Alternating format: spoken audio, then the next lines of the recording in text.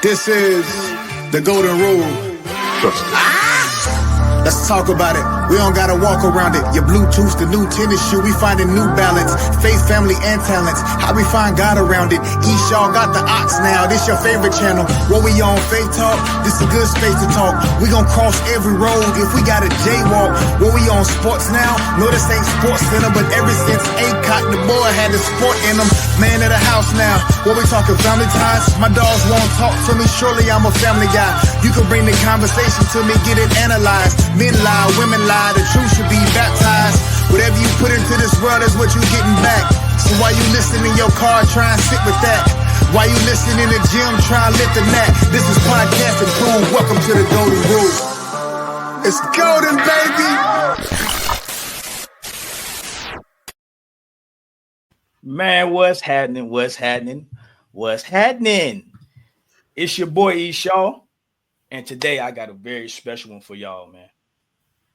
This right here, of course, you know this is a show where like-minded people discuss like-minded things. The Golden Rule Podcast. Y'all been with me this ride, and we got one more coming for you. All right.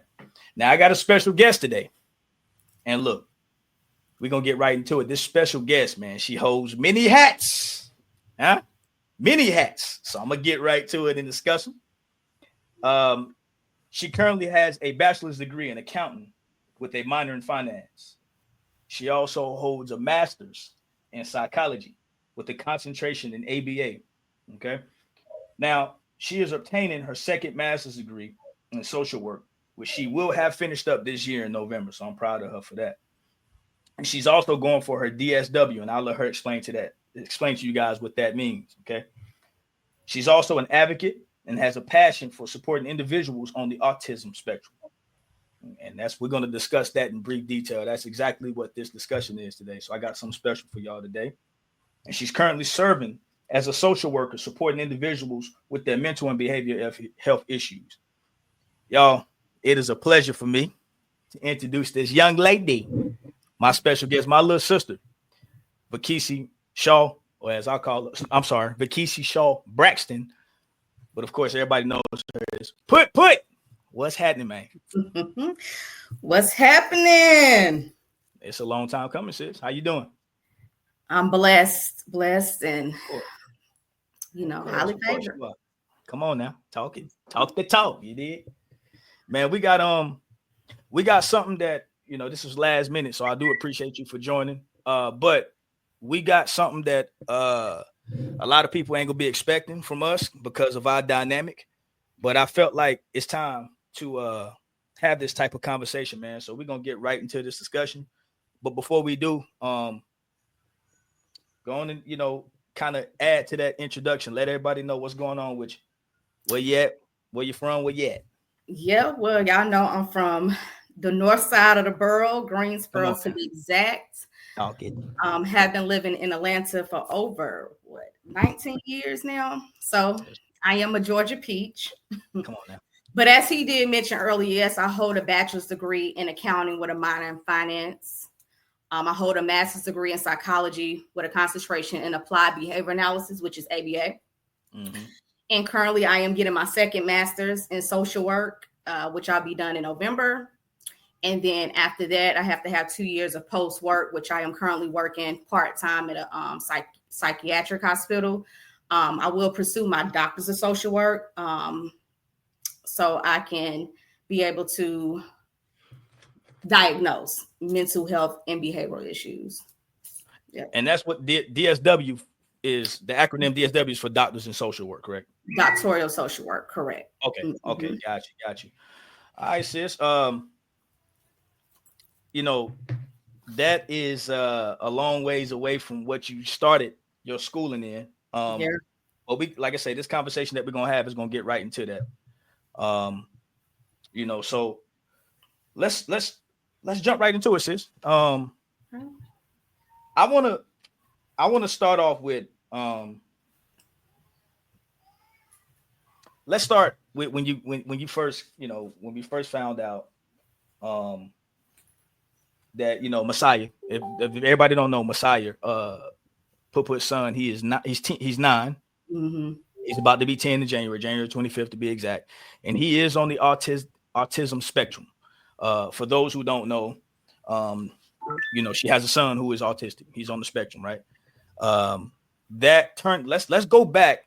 I want to go back to when you found out that he was on the autistic spectrum. We're going to talk about what autism is, but I want to lead into that.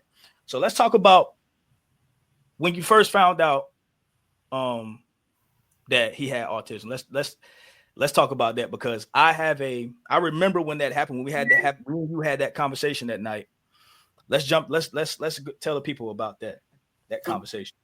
So I'm gonna go back a little bit. So a lot of people don't know that my first passion was special education. So at Page High School, Pirate Pride, I used to go behind those red doors. I remember red doors, and they were kids with autism.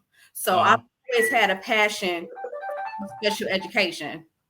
When I first went to college, Shaw University, that's what I majored in, special education. So going to when Messiah was diagnosed, first of all, he was hitting all milestones. I didn't see any signs from day one since he was born. It wasn't until I put him in daycare. He was 1.5 years old. And his teacher one day, she said it out loud, but I was thinking, but she was like, Messiah doesn't talk. Can he hear? And a lot of kids, they have selective hearing. They hear what they want to hear. Right. Messiah can be standing in front of me and I'm yelling at him and he doesn't hear me.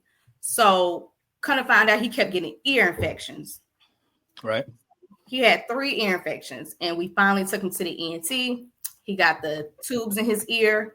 And what was causing the ear infections is, when they give the kids the medicine to cure the ear infection, amoxicillin, it's supposed to drain out the ear. But what was happening with Messiah, it was sitting on the back of his ear, causing him not to hear. So when we would talk to him, it was muffled. It sounded like he was underwater.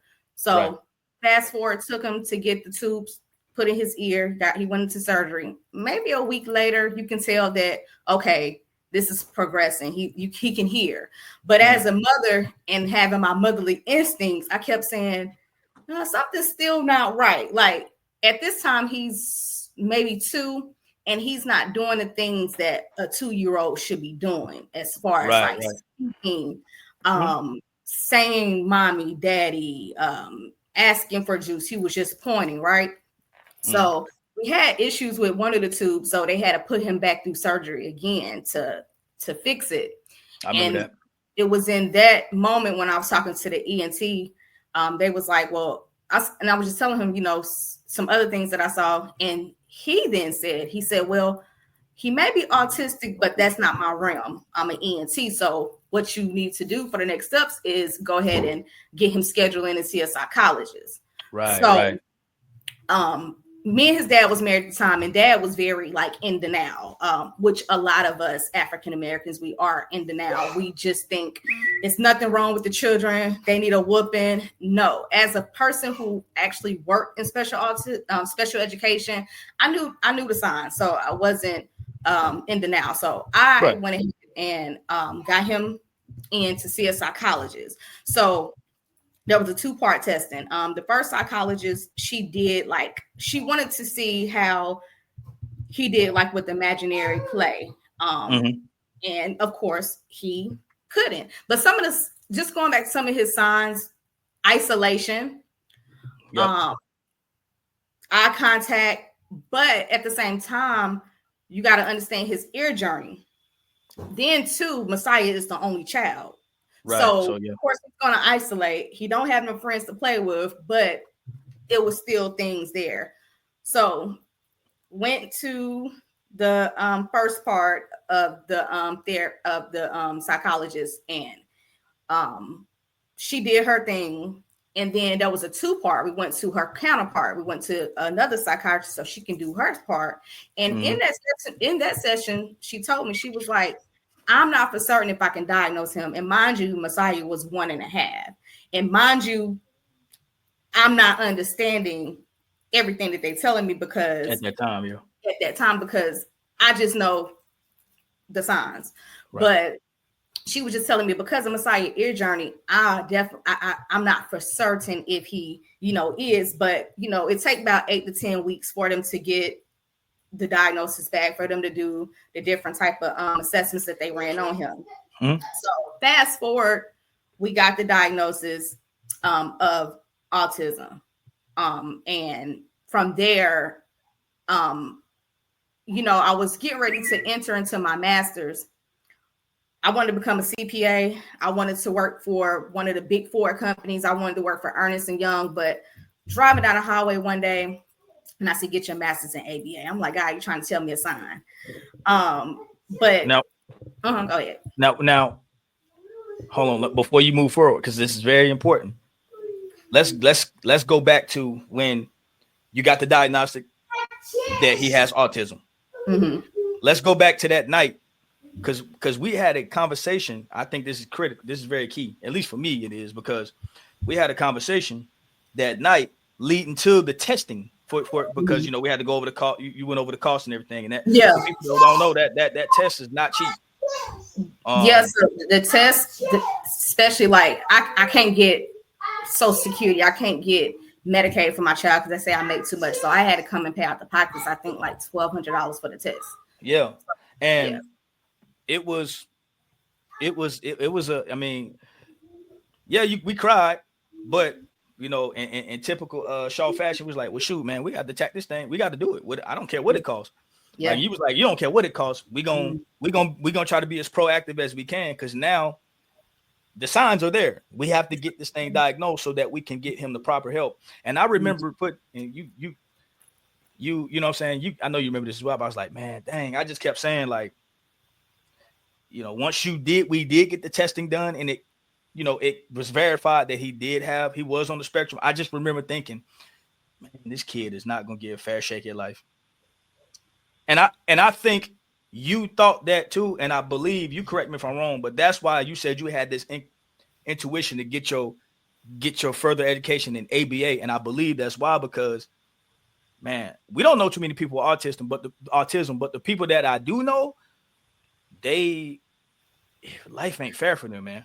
It's not. Well, here's the thing too. Like, I wasn't, of course, like, any person that get the diagnosis of anything, you be kind of sad, but just me knowing the background and working with children and adults in my prior years with that's on the spectrum, I wasn't too worried. Because for the simple fact, I know about early intervention, which that's something we'll talk about too. Detecting the signs early, so therefore I can help him through this journey and strive to be, I hate using the word normal, but because the kids on the spectrum or individuals, it's like atypical, but for him to be able to have a normal life just like everyone else, if he wants to go to school and have children, early intervention is the key. Right. And I definitely applaud you for that, man, because we've seen some people not, not detected early enough, or they in denial, like you said. Like, I believe most people in our community are not necessarily in denial, but they don't know how to get proper testing. Right. Or it costs too much to get proper testing. It costs, and also too, and we'll get into this too, but I just it's different levels to autism. That's why it's called a spectrum. So you have your level 1, level 2, and level 3. So everybody that's autistic, they're different. They're not all the same, but there is levels. Okay. Let's talk. All right, let's jump into it. What is autism? Let's start there. What is autism? Because a lot of people are not up on what it is. So autism is also actually called, some people say ASD or autism spectrum disorder. But I'm gonna give you, I always got a cite. That's that master's in. You got to cite your source. You understand me? This DSM-5 is a diagnostic and statistical manual of mental disorders, right? So this book is our Bible, all diagnosis. But according to the DSM-5, ASD is a complex neurological development, right, of your brain.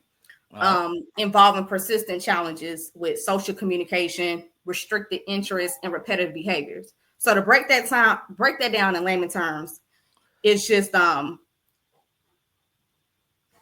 affects individuals on how they interact with each others, how they communicate, how they learn, and how they behave. Okay. Yeah. Okay. And like you say, there are different levels of autism. Kind of break down the levels, and if you want, kind of explain what level. After you break them down, explaining what level Sasa is on, Messiah is on. Yep. So we call him Messiah or Side Boogie. But yeah. Yeah. So there are 3 levels based on the severity of social communication and interaction challenges. So level 1, which is kind of like your mild, aka high functioning, is where individuals at this level may find it hard to start social interactions, right? And they may usually respond to social cues and take part in conversation. They might have trouble understanding social rules or nonverbal communication, but can typically recognize basic social cues, and they can often function independently with some support. Okay. And when I say terms like verbal in autism is spoken language, like using their words, phrases. They may repeat phrases. And nonverbal is used to describe individuals who have limited or nonverbal communication skills. Level 2 is like your moderate. So it's like requiring substantial support. So individuals at this level have significant challenges in like social communication, both verbal and nonverbal. And they may struggle to understand social cues, and their responses are limited or unusual. They often feel stressed when routines are changed, or when they're faced with unexpected situations. And then the last level 3, I say severe, requiring very substantial support. So individuals at this level have very limited communication and social interaction skills, often showing little response to others. They struggle with verbal and nonverbal communication and have a difficult of understanding social cues. They typically need significant support for daily living, including personal care and feeding. So going back to Messiah, when Messiah was first diagnosed, he was diagnosed at the age of 1.5. That's right. Nowadays, I ask my psychologist all the time. I was like, how old can you diagnose? Which you can diagnose up to 18 months. But some psychologists now are waiting until they at least turn like 2.5, 3, because you got to understand a child is still developing, right? And I can get to my mind like, well, my son, he's 18 months. Like, how are y'all doing this? So when he was diagnosed, Messiah was definitely like moderate to severe, because he's 18 months. He, was not talking, babbling. He needed that significant support. But now over the years and with all the services that I have gotten him, including today, we're still in services. And the older he gets, he's definitely understanding. But now I would say, Saab, I'm actually in the process of trying to, you're supposed to get them retested. I think every 8 years. So right now there is a wait. So many kids are being diagnosed. To even get the diagnosis, it's like a year wait. So I'm trying to get him retested, since he's now about to be 10, to see now where he's at, which I know for Messiah, he's probably going to be at a level in between a level 1 and a level 2. So definitely that progress over the years. Right. And so he's in between level 1 and level 2, right? Yeah. I think, and I reached out to I only know a few people with children with autism, but I think their main concern is the world not understanding, right? Not understand. I know me and you have had several discussions over the years about that. Yeah. Look, the bottom line is that we've been through family not fully understanding, and maybe they act or treat Sasa a different way or differently than we would like them to. I noticed that years ago, honestly, with their family members. And I cried honestly when I seen it. What were you talking about? Huh? It wasn't. No, it wasn't. No, it wasn't. It wasn't. It really wasn't blatant and direct Right. Oh, yeah.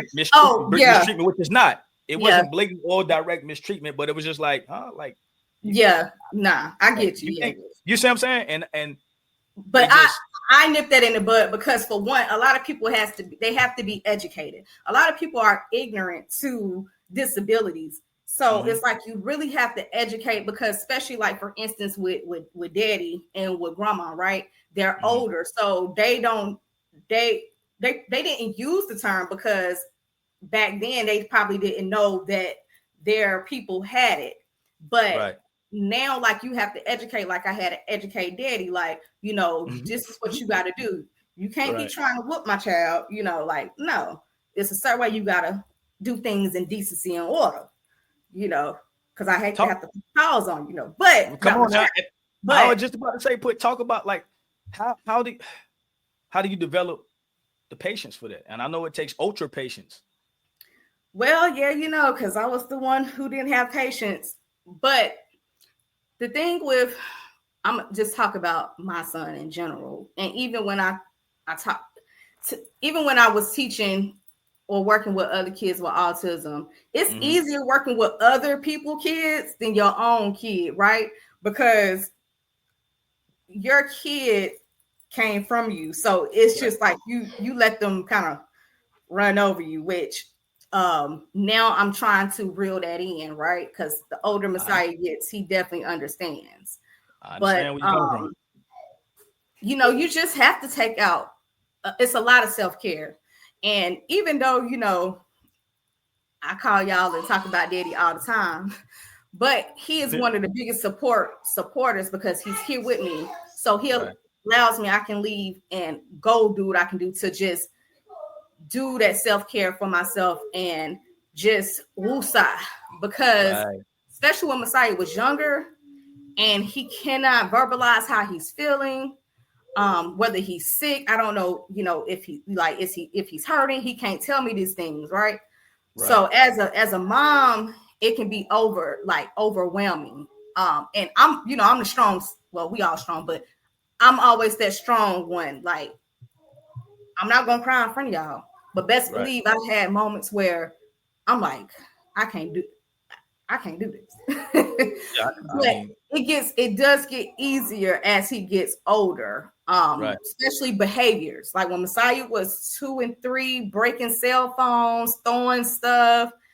I wanted to choke, but also too, with him having ABA, and that showed me too, like I would sit in on sessions and just getting that parenting 101 too, because this is new. You didn't know that your child was gonna have autism. It don't come with a rule book. Every day in your house, every day in my house, it was a different day. We might have meltdowns one day, we may have a good day. On Saturdays, I just be like, Messiah, do what you want to do. Tear up, writing on the walls. I got ABCs going up my steps right now from when he was younger. But, you just got to definitely have patience with them, because in the beginning, they really don't know because they in their own world. So they really don't understand what they're doing is not what they're supposed to be doing. Right. So, yeah. Talk about some of the psychological things, the effects that it had on you and how you dealt with it, as far as like different vices that did you go out and have a drink with the ladies? Did you prayer? Did your prayer life increase? And these are some of the things that people were asking me to ask you, about that. So talk a little bit about that, because that's one thing I admire about you, is that you never complain, maybe internally, right? But you've always had some type of way of dealing with it or having an answer with it. So elaborate on that real quick, how you dealt with these things psychologically, mentally, and emotionally. So at one point, I was paying for respite care. So respite is like a person who comes in and they may have him for like 3-4 hours, like take him to aquarium while I can sleep, I can go grocery shopping, I can do whatever I want to do. But it became expensive. I mean, it was so expensive. I was like, I'm gonna have to go to Magic City and slide down somebody's pole. Come on, man. Not tooting it. Come on, man. Not turking it, man. You can get that fast money. Hey, don't judge me. But no, and then too, having Daddy and Eric when Eric was alive, they were very helpful with Messiah. Pop, they was very helpful in having that male figure around, Mm-hmm. And also too, at the time his dad would come get him too. So he would get him sometimes on the weekend.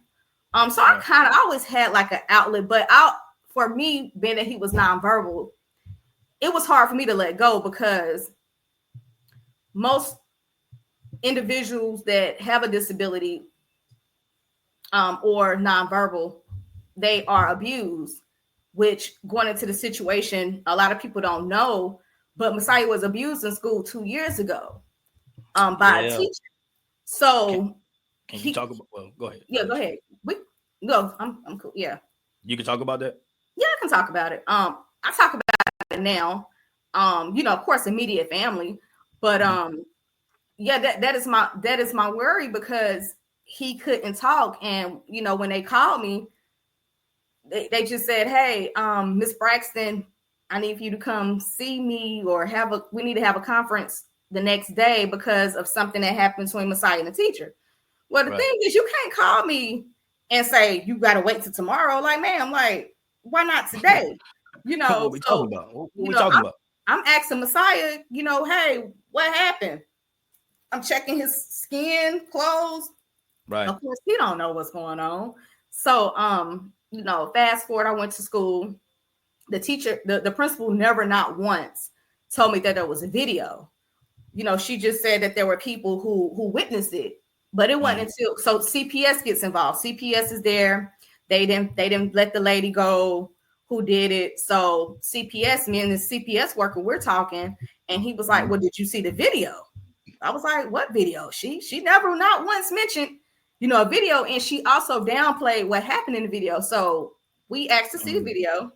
Mm-hmm. So when I'm looking at the video, of course, like they had to shorten it so it couldn't show other kids, but it showed that teacher hitting my child in his chest 3 times and jacking him up. So I had to ask him to rewind it again because sometimes you miss something the first time. So she rewinded it again, and I'm just looking, and I'm just seeing another teacher walk by, and you don't see this lady. It's like you turning a blind eye to it. So of course, I go in protective mode. Like, where's she at? I'm ready to. I already know about my child, but at the end of the day, that's where that social worker had come on, right? You gotta know, like, I had to, if I go to jail, who gonna take care of my child? Right. Nobody gonna take care of your child like you take care of them, right? Right. Of course. So I had to think about those things that was running through my mind. Like, if I go to jail for what I wanted to do, I probably would have been doing life. So y'all would have been putting money on my books. But long story short, we went to court and they locked her up. She's out though. She can no longer work with kids or children. And this wasn't her first time doing it. They had witnesses who actually said they saw her hitting another autistic kid. And also, I started doing my research and saw that this wasn't the first time it happened at that school. So I am a huge advocate of children with autism because I do not want my child to go through that again. Yeah, for sure. It's. I remember when that happened, and it's scary that stuff like that has happened today. And it will continue. Yeah. So I know that's a big reason why you got into your field as well, man. So again, I applaud you for that, man. And I've stressed to you several times, man. I applaud you, man, because put like early 20s, yeah, you probably would have emotionally thought, boy, and would have went crazy on them people. I know you would. Y'all know my mouth. I already know. So like, that's huge, man. That is huge. But I appreciate you for discussing that because a lot, like I said, it happens a lot. So I definitely appreciate you for sharing that. What I want to jump into next, because we talked about, the different levels of autism. We talked about let's talk about this in-home therapy program that you started, based on what your experience with Sasa and other kids. You want to talk about that? So what I advocate hugely is that once you see the signs, don't be in denial. Get that baby tested, because the earlier that you get them tested, then you can start like early intervention programs, hence ABA therapy, right? So ABA stands for Applied Behavioral Analysis, right? So in this setting, it teaches skills and reduces challenges and focuses on like positive reinforcement within a natural environment. So a lot of people now do it in home, where you can be in the home while they're doing it, or you can go inside the office. Right. But I prefer in home because I want to be there and see what's going on. And that too is what intrigued me when I first set in on like the sessions. I'm like, wow, like this is how you do that. Like, again, Messiah was nonverbal. And when I got my degree in psychology in ABA, like I understood how ABA is supposed to look. So we went through 3 therapists to get the right one, because some people, they just about money. And they do pay these therapists well. But me as that parent and me having the knowledge of how it's supposed to look, baby, you ain't coming in here taking my child to no park. We're not doing that. Right. You need to be working on his cognitive skills, motor skills, all of the above. Okay, because I'm paying you out of pocket. This service is like $4,000. Facts. A month. But of course he's on my insurance, but I'm still paying towards it. But I'm paying you to do a job, and you're gonna do it right, messing with me, baby. Right on. And then you have like speech therapy, which focuses on developing verbal and nonverbal communication skills, including like understanding social cues. So like with Messiah, like this year, my focus with him was definitely on speech, because now that he's older, like he's verbal now, but he's, we're working on putting those full sentences together. He can tell me like what he want to eat, fully potty trained.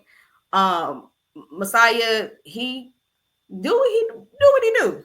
For sure he do. Yeah, for sure. It's definitely speech, because I want him to be able to pick up a cell phone and call me and say, "Hey, Ma, you doing all right?" Or, "Hey, Ma, somebody messing with me." Right. That's what me and his dad was talking about. So he gets speech therapy twice a week here at home, and when he goes to his dad's house for the summer, we're gonna continue that via virtual, because I want him to be able to, verbalize and tell me how he's feeling, whether he just picking up the phone and say, "Hey, bye," For sure.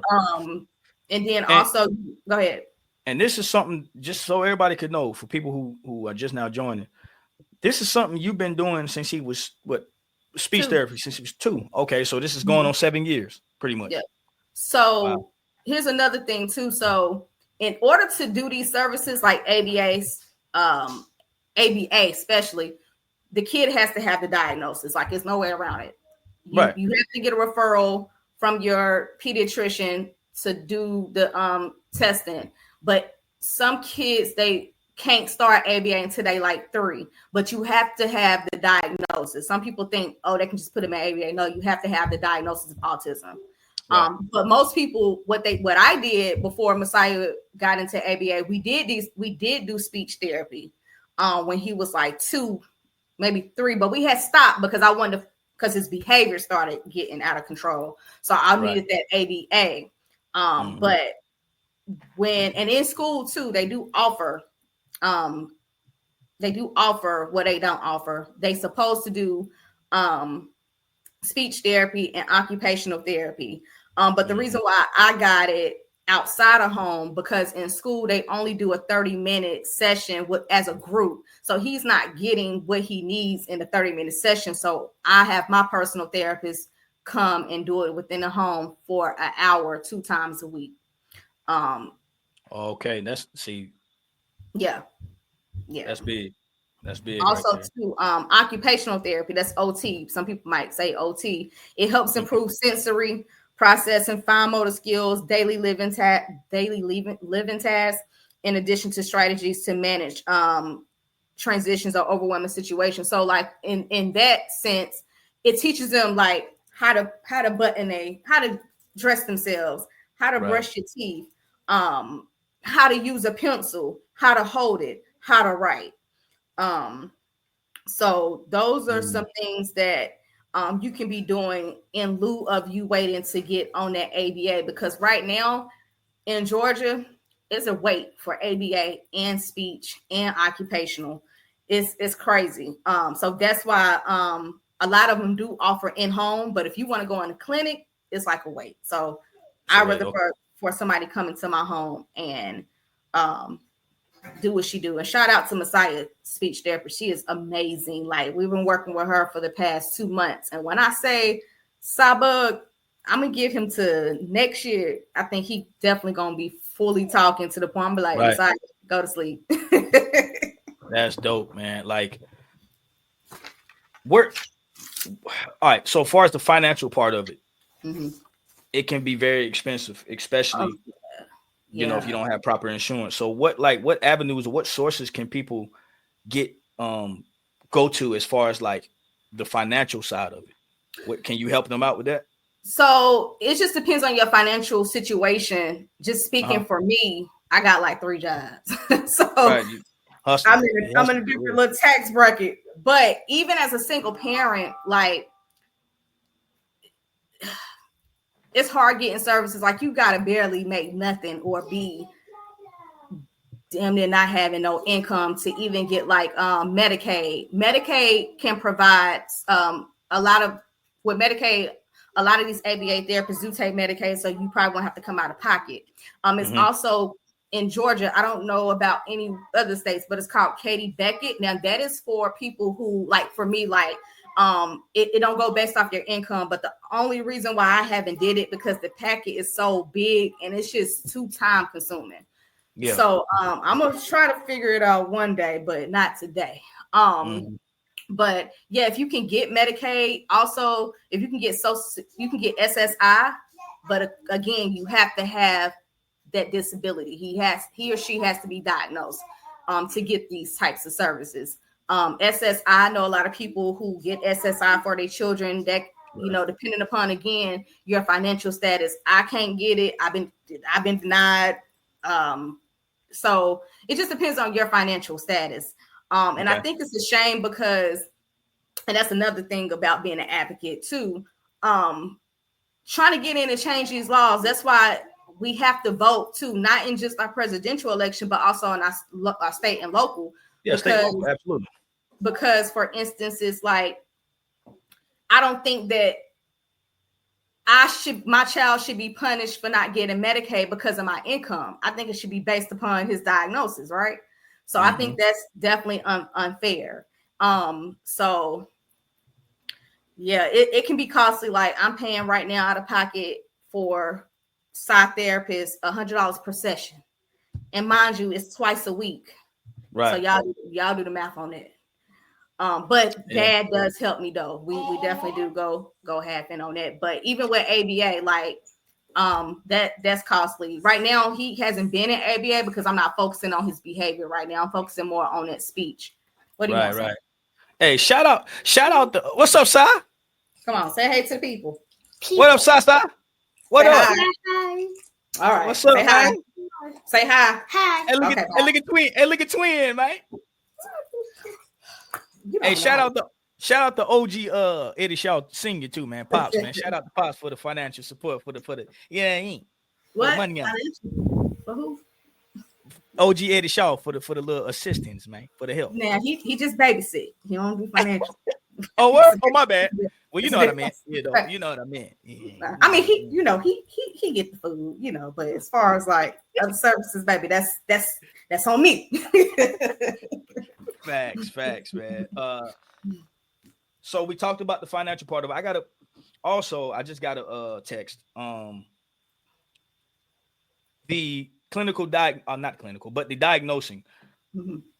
Where did you go when it was time to get him diagnosed? What exactly did you go to a website? Did you call in or? No, so normally you go to your pediatrician and they give you a referral. Okay.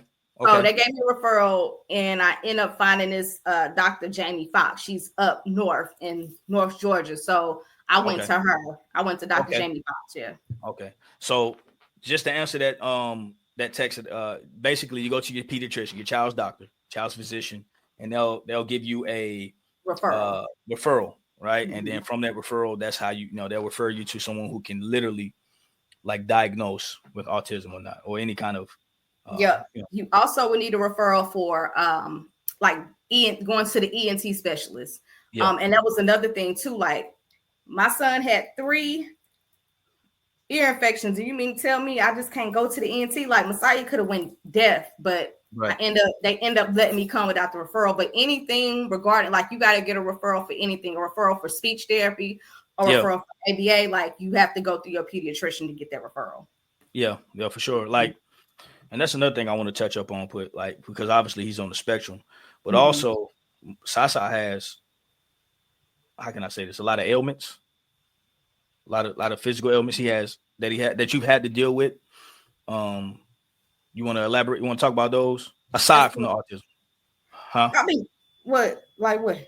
Like it, like his allergies. He's allergic to a lot. So Messiah does have allergies. And I think that can be hereditary. Like, I don't have them, but dad has them. Messiah is allergic to cats, dogs, dust mites, shellfish, fish. I can't even cook fish in my house. Right. I remember. And how I found out about the fish, Messiah was like maybe 6 months, and we eating some. I'm the one who's keeping who sell the grilled fish that I be getting all the time. Grilled fish. Captain D's. I keep Captain D's. Come on now. I know. But I had the grilled fish, and I gave Messiah a piece, and all I know, my baby, he's 6, and he just started foaming at the mouth, and I said, "What?" So thank God we had an EpiPen. Never used an EpiPen in my life. True story. Who had an EpiPen? We did. We had. I don't know why we had one for Messiah, but he had an EpiPen. And we thinking we shooting him hitting him inside with the EpiPen the whole time. It's the tester. But we end up getting a real one, and we end up hitting it with it. And that's when we find out I had to go to an allergist, and they tested his skin. So he's allergic to cats, dogs, dust mites, fish, shellfish. Can't even cook fish in the house.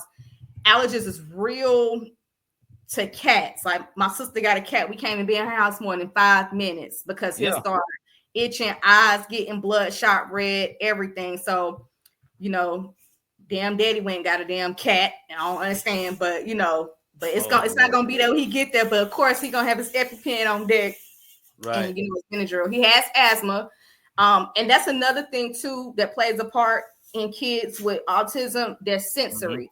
They sensors. Yeah. So Messiah been like this since he. 6 months again, we had his oxygen levels was dropping. We had to put him in the hospital. I'm watching them stick needles in my baby head.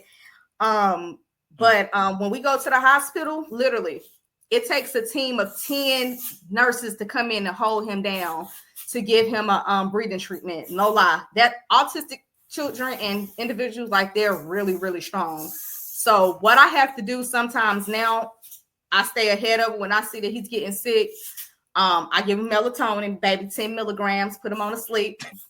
And I put his nebulizer in front of him. Right. And I set it in his face for a whole 2 to 3 hours so it can get into his system to open him up. Because if not, what's gonna happen? We got to go to the ER. They have to give him a steroid, and I don't feel like going through all of that. They're fighting, and then watching him just people holding my baby down. He's screaming and hollering, like that's traumatizing. So I try to stay ahead of that as much as I can. He doesn't like medicine. If I try to put it in his soda, he knows the difference. He'll pour it out. So it's that too can be overwhelming too. Just having a child that's sick. As well. Yeah, and I wanted you to touch on that aside or in addition to the autism, just to let people know what you've dealt with for the past, like you say, almost 10 years, man. This is why I have, or people should have no, I mean, you complain about anything, but I have no excuse to complain about anything because of what I've seen you do or go through in this past 10 years, bro. So I super commend you for that, man, for real.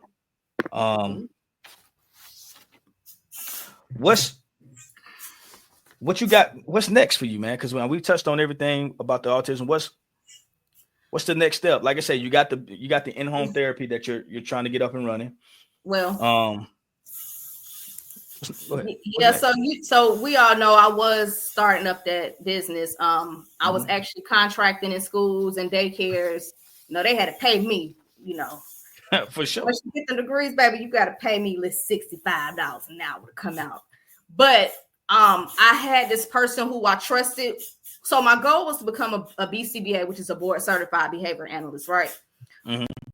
But you have to take a test. You have to have so many supervision hours. So I met this guy in this group that we all in. It's called Black in Behavior, behavior analysis. And I trusted him. He was cool and everything. He had his own business. So I trusted him, gave him $13,000 to help me start up my business. Everything was going good until it wasn't going good.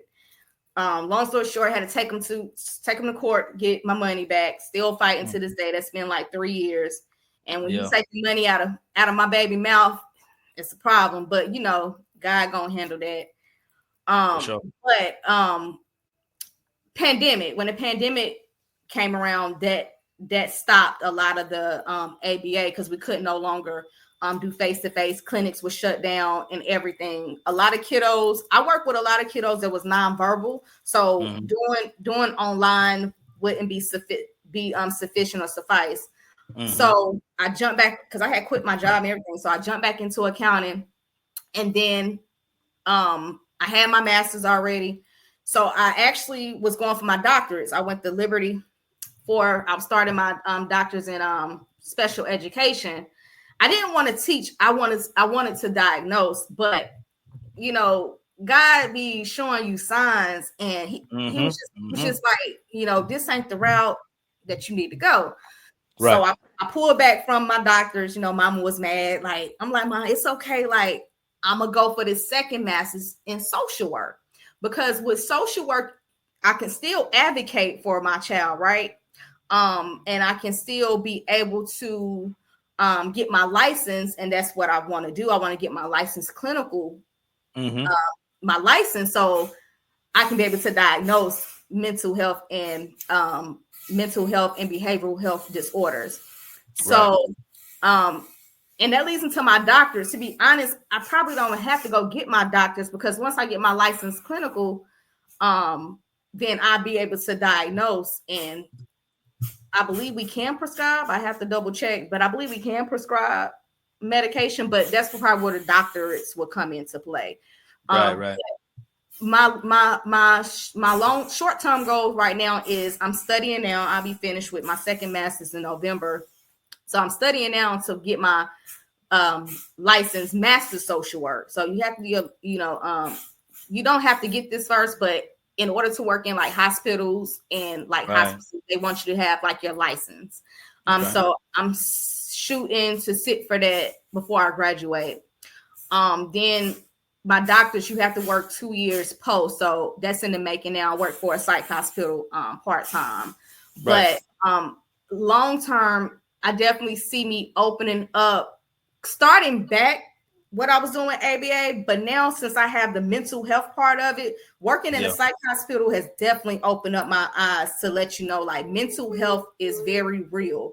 If you don't take anything that I'm saying today. Everybody need a therapist. We all go through things. And in the Black community, most men they don't believe in therapists. But Right. I definitely suggest that everybody get a therapist because it's very much needed.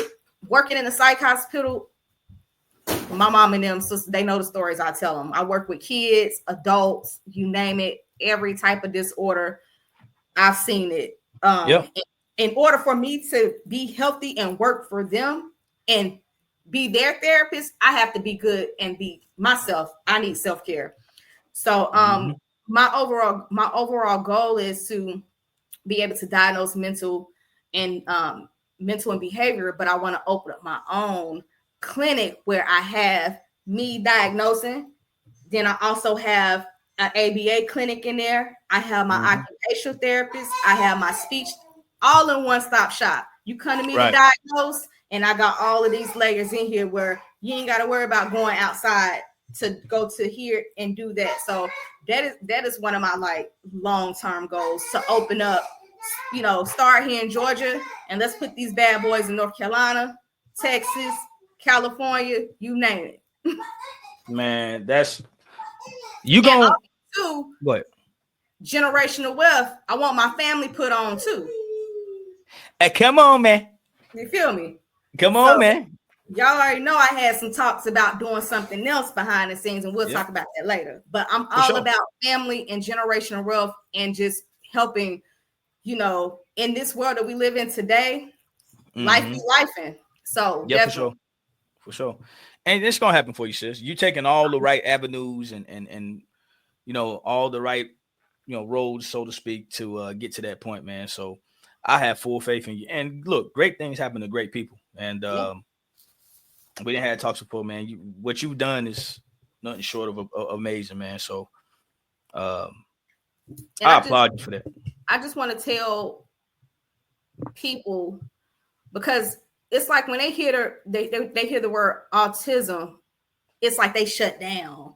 It's like, why my child? I'm letting y'all know it's nothing wrong with your child having autism. If I can go back and turn back the hands of time, guess what? Give me my child with autism, because God already knew his plan.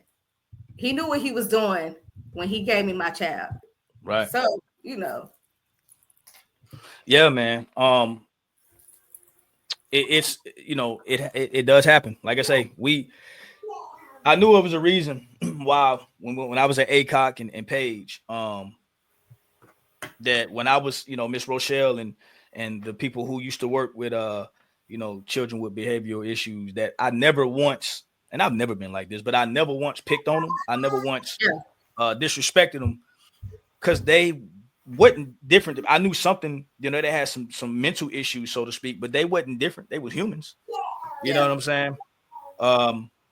And you just never know what you're going to encounter or run into, man, in life, And that's the thing too about being educated, because just because a child has a behavior issue doesn't mean that, he has a disability. Right.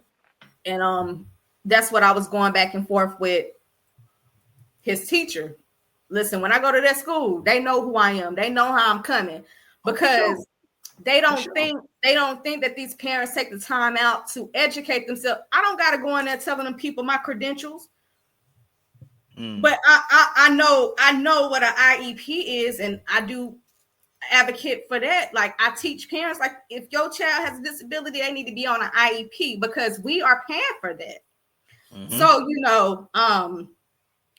it's very like touching, because I just want Messiah to go through life and be okay. I watch how when I take him out, we go to these he like to go to the jumping park, the trampoline park. Yeah. I sit back and I watch how other kids look at him, but it don't faze me. But I do tell them, like, where your mom at, because it's gonna be me and her. Because you need to teach your children that it's other kids out here that's not gonna be like them. Right. So Yeah, I really have to sometimes give myself grace too. Sometimes I used to be hard on myself too, but now like it stuck with me. Once one of Messiah teachers told me, I never forget this. She said, "Don't let Messiah disability define him." And it's like when she told me that, like it stuck with me. So now, like like Messiah 9, like he be knowing what he doing, like. So Yeah, I be having to hone in on that little tail a lot now because for he sure. knows. It's like, and I tell my parents too, like every child is different. Just because Messiah can count to 10 in Spanish, don't mean your child won't be able to do it. And this thing is not an overnight thing. These kids not gonna just change overnight. It takes work and it takes years, but you have to stay on top of it. You have to stay on top of it, you know. And that's me. And y'all know I work my ass off. I work 3 and 4 jobs. Whatever it costs, It's gonna I'm get gonna pay done. it For because sure. I want, because mama not gonna always be here, right? So I want him to be able to be self-efficient, self-independent. You Right. know, go to school if you want to, have kids, you know, be in a relationship, you know. So and I've seen it where, you know, even though Messiah is level 1, level 2, level 1, but severe where they will always need support. They will Yeah. always need to be with their mom or dad. Right. They can't, you know, you have people who can't talk, who will never be able to talk. So Right. I just thank God too, like, you know, that could have been Yeah. Messiah. But you know, we got a praying grandma. So, you know, For sure. even though For she sure. We got thinks Messiah is a girl sometimes. yeah, we got a praying grandmama, man. And Yeah. and but the, you know, that goes a long way. But just like you said earlier, you just imagine if you would have stayed in denial and not gotten him the proper therapy and the proper help that he needed. Well, It could have went I wasn't in denial. His dad was. right. You know, yeah. But I was, even if daddy didn't, I was gonna do what needs to be done.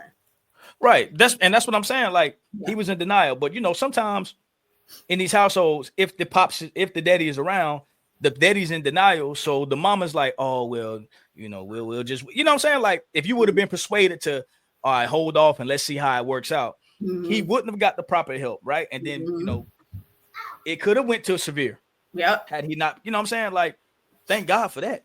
Yeah. You know what I'm saying? And you know, listen, you know me. I'm a God-fearing man. I believe you know, if you do things the right way, man, the right things happen to you. So Yeah. you're gonna prosper. Sasa gonna be just fine. Oh yeah. When I found out that when we found out that Sasa was autistic, but I knew right then and there, I was like, yeah, well, hey, God don't make no mistakes. He chose the Yeah. right person for this one because she gonna go to war for this kid. All day. Like, you know what I'm saying? And I always used to say, I don't even like, I used to say, I don't know if I could have done it. But when I look at now, I have my own kids because I didn't have kids back when you went, you know, when we found out. But now, yeah, man, no question. We gotta do. We gotta do. Yeah. We gonna make it work. So, man, I've just been amazed since you've been going through this journey with Sasa, and I continue to be amazed at what you've been doing with an autistic. Dig this, with an autistic child. You have how many degrees you got? It'll be 3 November. Yo, let's take time to let's take time to praise, thank God. But I want to give you your flowers right now. Dude, you mean to tell me you got 3 degrees with an autistic child? And I don't understand. I don't think people understand what it takes to take care of an autistic child, bro. I have seen you like work, you know, like, 3 jobs. you know what I'm saying? Like 16 hours, 18 hours a day, take care of your son. And then you got a paper that's due that night. You get it done. Like, Listen, I pull all-nighters. 8:30 in the morning. I mean 8:30 at night to 10 o'clock in the morning. Daddy asked me a couple weeks ago. He said, "Put when you gonna sleep?" I told him when I'm right, dead. I told him when I'm dead. bro. But you know, I got to give a shout out to Messiah's dad too. You know, we always been in this place, but as Messiah got older and he saw the work that I put in with Messiah, you know, he apologized. He said, like, Messiah is like progressing. So, you know, summers, Messiah fly him out on this Saturday. He won't be back till August 2nd. I'm gonna be outside. Right. Come on now. But you know, I got my internship, so I ain't gonna be outside. But you know, his dad, you know, definitely get him. He gonna put him in football. Messiah fast now. They call him lightning. You ain't got to tell me. That's blood, homie. But that's in the blood. You know, what you mean? Just him, you know, getting Messiah. That gives me and Daddy a break too. You know, sure. at one point I had to get on Daddy because Daddy didn't want him to go with his daddy. I'm like, Daddy, listen, I can't teach Messiah how to be a man, right? Come on now. And you know, we in talks now. When Messiah turned 13, that's why I told him his daddy want him now, but I said no, I need 5 more years with him to get him where I need to be, you know, speech wise. But when he turned 13, if he's where he's supposed to be, he's gonna go live with his dad because I can't teach. I didn't did it. I didn't put in the work. So now when you turn 13, you know, I can't. His daddy can show him the things that needs to be done as a teenager. Right. So you know, shout out to Darrell, man. Yeah. AKA Bernie, Uncle Bernie. Right. Shout out, man, because it's a process, and you know, regardless of what happened between y'all, kids need their fathers, man. You kids know, need their fathers. As you get older, you're not bitter. Like me and Darrell, I know this might sound crazy. That's like my brother. Yeah, like man, you know, we talk about Messiah. That's it. You know, he got girlfriends. Long as they treat my son right, I don't care. Right. No, it ain't never been no ill feeling towards Rel from nobody. Nobody on this side. That's our baby daddy, man. He cool. That's my dude, bro. Regardless of what happened between y'all, shout out to Darrell, man. For you real. know, the first marriage don't count.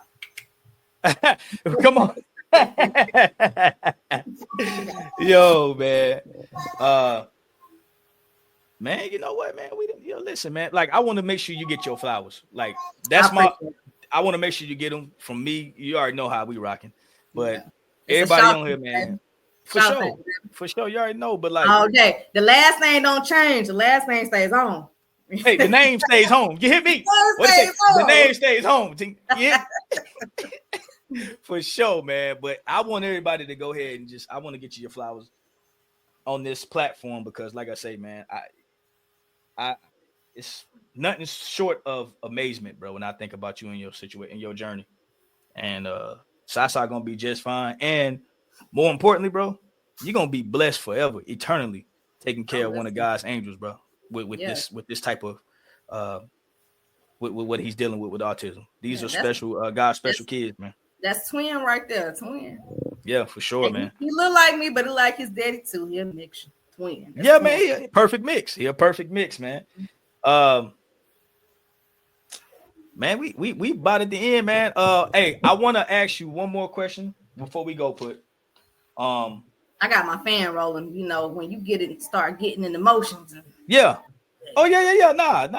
I was trying to get you to share the tear, man. I seen it. I felt it coming on. You already know when it come to that. When it come to my boy. Yeah, I already know. But my last question to you though,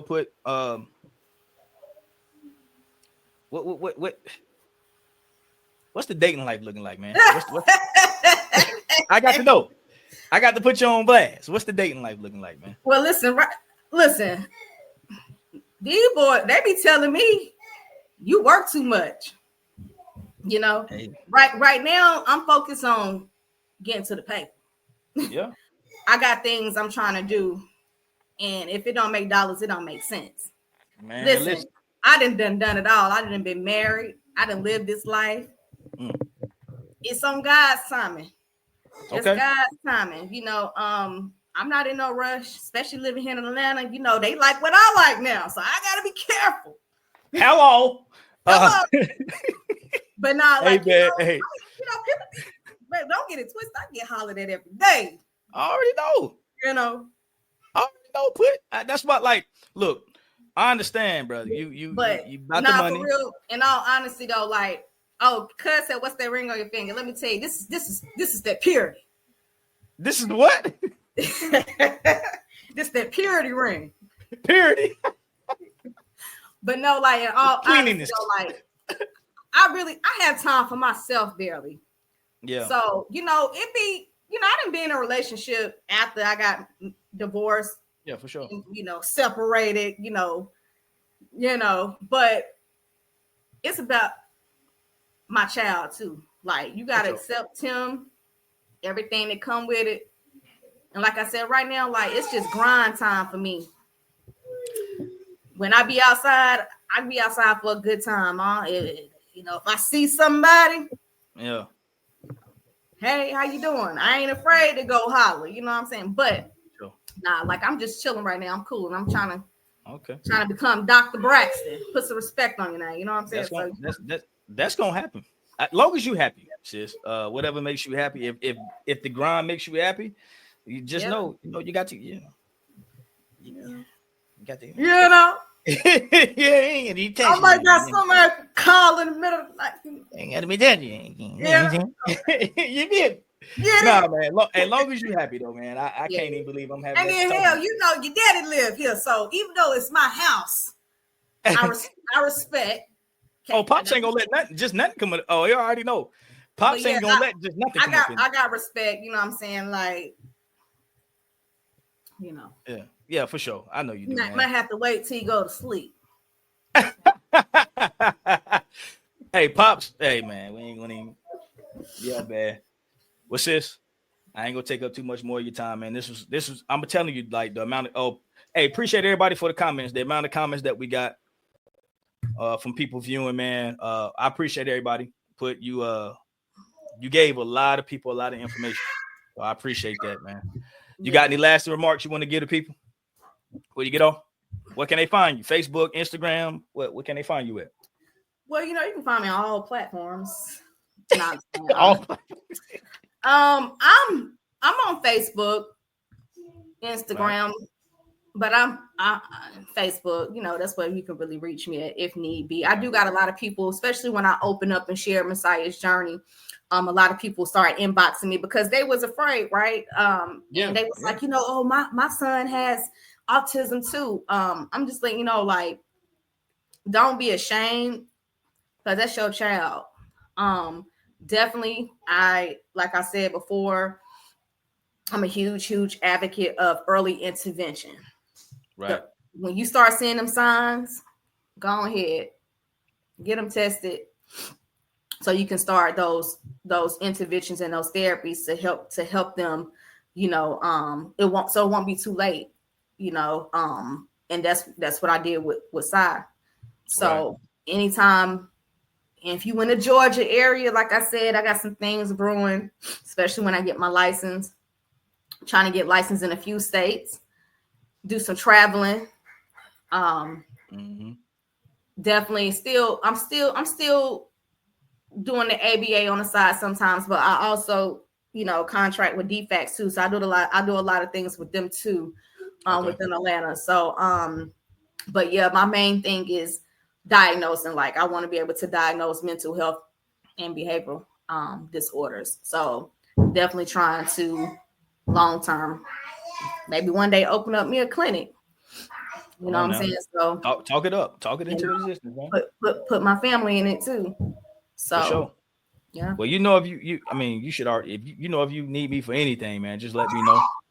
And if I ain't got it, I'm gonna get it. That's for sure. Especially when it comes to you and Si. So. Yeah, and I appreciate family too, because even though we far away, the support. Yeah. One thing I'm saying about my family is we huge supporters of one another. Oh yeah. So how me and you is, especially when we first found out I was pregnant with Si.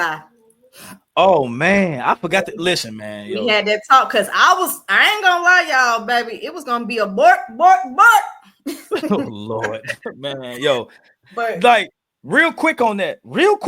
We cried for 2-3 hours, bro. Like straight up. And I was like, look, I don't believe in abortions, but me neither.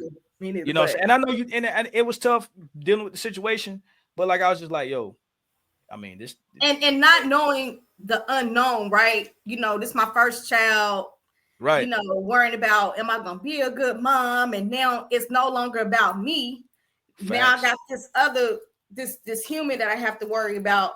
So all those things was just rolling in my mind. Am I gonna be able to afford this child? Because you know, I like to shop, like to take For trips. sure. But I think too, God gave me Messiah to sit me down, slow For me sure. down.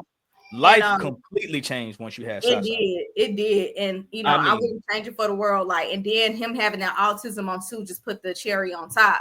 So sure. it really like gave me patience, and it definitely slowed me down.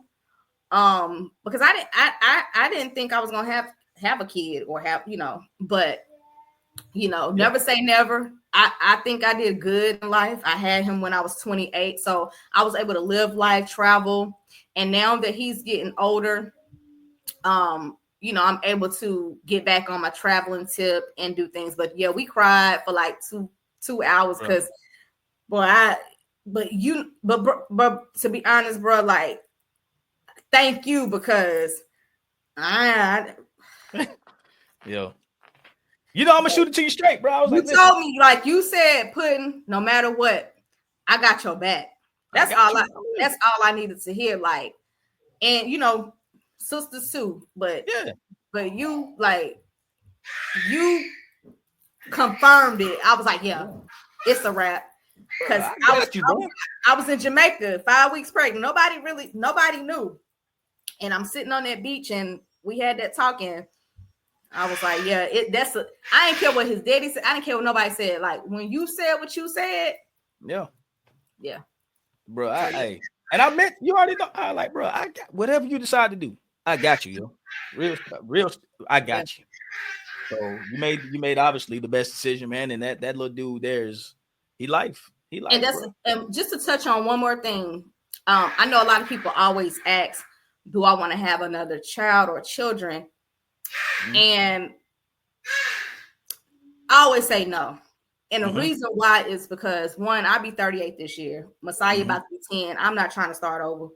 And they're expensive. But also, too, I don't want to have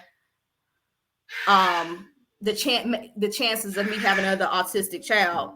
So, you know, I just don't want to go through Messiah, please. I don't want to go through one. I had a good pregnancy, but my labor was horrible. So that was traumatic for me. And then two, I just don't want to have the chances of me, you know, having another autistic child, because there could be, you know, a slight chance. Some people, you know, you can have twins. One may not have it, one may have it, or it might skip. But me personally, like, I don't want to have another child. And yeah. All right. Hey, man, God got the final say, put. Yeah, he does. But baby, this shop is closed. Hey, all right. Hey, man, listen. Nah. But man, you know what? It's been a good show, put. I appreciate you, bro. I'm sorry, Miss Verkisie Braxton. I apologize. Verkisie. Right, Miss Verkisie Braxton, Shaw-Braxton. It's been a great show, man. You've helped a lot of people. You've inspired a lot of people. But you know, honestly, bro, I love you. I love you, sis. You know that. And keep doing what you're doing. And you're gonna be all right. And I already told you that years ago. You're gonna be fine, bro. Everything that you're desiring to do, you're gonna do it. You're gonna do it. Let me do one more. Shout out to Lady Shamar, North Carolina-ish. Come on now. Yeah. What's that? Show that. Pull that. What's that? North Carolina-ish. Oh, that's her clothing line, Lady Shamar. Yep, she's Cherie Martin. She's a comedian in Greensboro. That's cuz. So Cherie Martin. Yep. Shout out Cherie, man. Shout out Cherie Martin for real, man. I'm gonna find out if you're funny too. You know, I got she definitely is. All right. That's what's up, sis, man. I love you, man. I appreciate you for coming on. Love you too, bro. I'm gonna go ahead and do my close out. Stay in here, man. We're gonna chat it up afterwards, okay? All right, salute to you. Come on now. All right, well, there you have it, folks. Man, I appreciate y'all for sticking with me tonight. This is a very special and short noticed episode, man, but a lot of people stuck it out with me. If y'all didn't know, man, the theme about this show was lemons into lemonade, and that personifies Verkisie's her journey. I mean, look, man, life threw her lemons, bro, and she turned that thing into sweet, great lemonade, man. And I couldn't applaud her more than that, man. I wanted to give her flowers on this episode because she's taken what she's been given, the hand she's been dealt in this game of spades we call life, and man, she just made the best lemonade you can make, and she's continuing to do that. So I applaud you, sis. I appreciate y'all for sticking with me through this episode, man. And I love all of y'all. So until next time, man. Peace.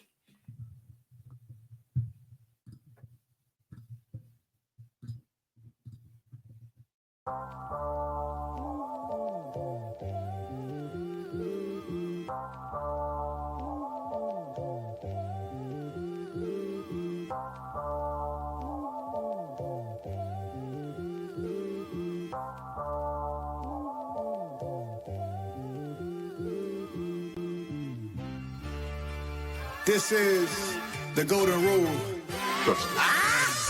Let's talk about it. We don't gotta walk around it.